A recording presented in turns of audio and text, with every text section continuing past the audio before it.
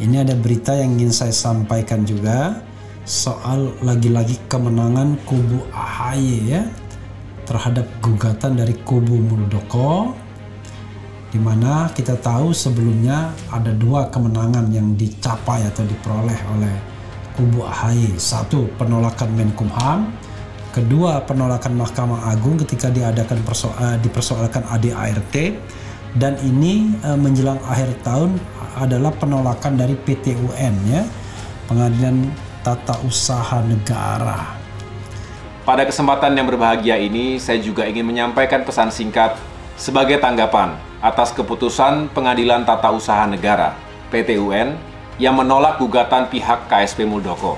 Penolakan ini semakin memperkuat keputusan Mahkamah Agung sebelumnya yang juga menolak permohonan pihak KSP Muldoko tentang Judicial Review ADART Partai Demokrat. Atas dua keputusan yang fundamental itu, kami sekali lagi mengucapkan puji syukur kepada Allah Subhanahu wa Ta'ala. Dengan izin dan kehendak Tuhan yang Maha Kuasa itu, alhamdulillah, kebenaran dan keadilan yang kita perjuangkan tetap tegak di negeri ini. Pada titik ini saya setuju ya, karena memang tidak pada tempatnya ketika Muldoko tiba-tiba mau masuk intervensi dan mau mengambil alih atau take over Partai Demokrat ini. Terlepas kemudian dianggap misalnya suasana atau regenerasi Partai Demokrat tidak mencerminkan demokratisasi, itu urusan internal. Kalau pihak eksternal yang terlibat, nah itu masalah. Tapi kalau internal yang terlibat, nah itu nggak ada masalah. Jadi silahkan mereka menyelesaikannya. Tetapi kalau ada yang terlibat Muldoko, itu menjadi persoalan. Partai Demokrat, KLB Deli Serdang bukan ditolak oleh Majelis Hakim, tapi hanya dinyatakan NO. Untuk diketahui oleh seluruh masyarakat Indonesia dan teman-teman media bahwa gugatan NO adalah sangat berbeda dengan gugatan ditolak.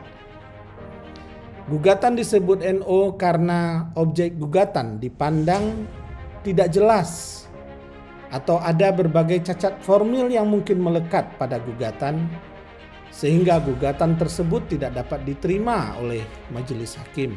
Keputusan PT-UN ini telah mengkonfirmasi keyakinan kita. Sebab jika kita mengikuti alur logika hukum yang disampaikan oleh putusan Mahkamah Agung, maka legal standing dalam materi gugatan KSP Muldoko di PT-UN menjadi semakin tidak relevan.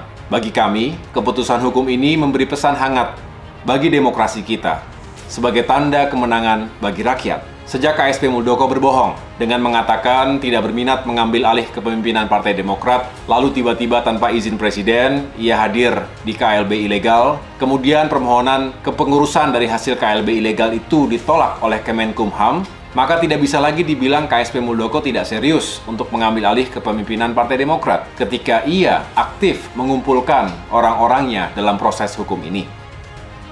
Kami dinyatakan NO oleh Majelis Hakim PT-UN Jakarta, maka terbuka ruang dua langkah hukum. Pertama, memperbaiki pokok gugatan dan mendaftarkannya kembali ke PT-UN Jakarta, atau kedua, melakukan banding ke Pengadilan Tinggi Tata Usaha Negara atau PT-TUN Jakarta.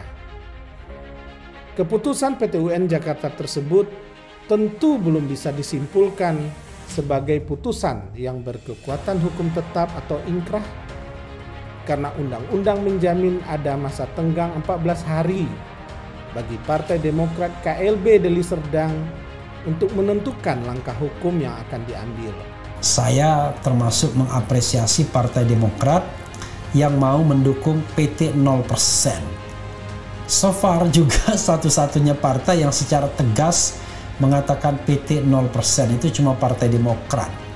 PKS saja masih menyebut ya paling tidak sebesar parliamentary threshold, jadi masih memikirkan diri sendiri ya. Kemudian PKB 0% tapi juga tidak berkeberatan dengan angka lain. Apalagi ya Partai Demokrat, Gerindra mengatakan ya 20% nggak apa-apa, turun juga nggak apa-apa ya. Jadi memang yang firm 0% baru Demokrat. Jadi 0% itu adalah tidak hanya sekedar angka, tapi simbolisasi dari keterbukaan politik kita, politik yang lebih fair, yang lebih lebih demokratis, dan pemilu yang lebih jujur dan adil ya. Bagi kami, keputusan hukum ini adalah wake up call bagi para perusak demokrasi. Jangan ada lagi niat sedikit pun bagi siapapun, bahkan meski mereka sedang berada di kursi kekuasaan, untuk mengambil alih kepemimpinan sebuah partai politik melalui upaya KLB ilegal. Jika ini dilakukan, jika upaya pengambil alihan partai politik secara ilegal ini dilakukan lagi, maka yang akan melawan adalah rakyat, bukan hanya sekedar kader partai politik. Bagi Partai Demokrat, KLB Deli Serdang ini baru etape pertama. Masih ada etape kedua dan seterusnya. Kami berkeyakinan bahwa kemenangan itu seringkali datangnya bukan di awal, tapi bisa di tengah atau bisa di akhir. Partai Demokrat KLB Deli Serdang menghimbau kepada seluruh kader Demokrat untuk tetap tenang, untuk tetap beraktivitas sebagaimana mestinya. Mari kita jaga kekompakan. Mari kita jaga nama baik Partai Demokrat dimanapun kita berada. Partai politik adalah kepanjangan tangan sekaligus penyambung lidah rakyat di parlemen yang direpresentasikan oleh para wakil rakyat.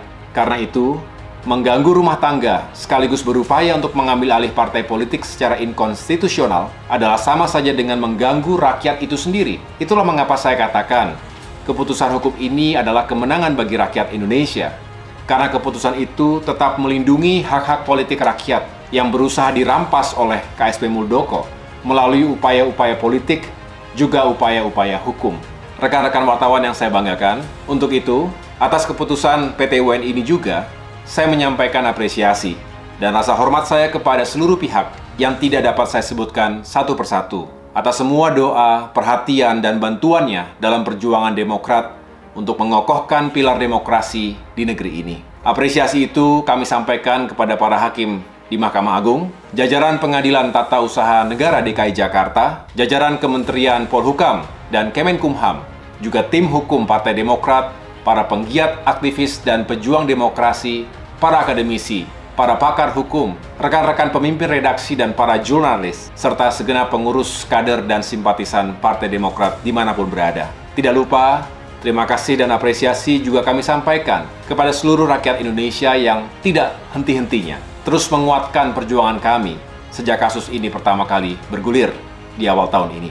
Demikian yang dapat saya sampaikan. Terima kasih atas segala perhatiannya.